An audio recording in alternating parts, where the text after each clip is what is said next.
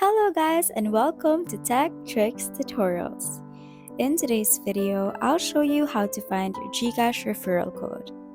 Sharing this code lets you earn rewards when friends sign up using it. Let's get started. Start by launching the Gcash app on your phone. Make sure you're logged into your account. On the main dashboard, look for the profile icon or tap the menu in the lower right corner.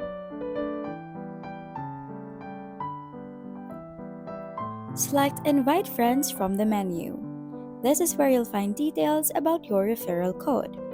If you don't see it, simply update your Gcash app and you would be able to see it. Once it shows up for you, just tap on the share button on the same page to quickly send your code via SMS, email, or social media.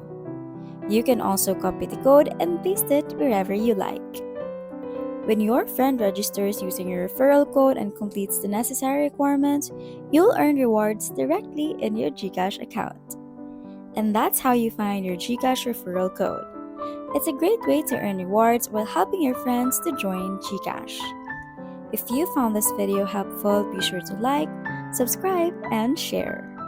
Thanks for watching, and I'll see you in the next one. Bye!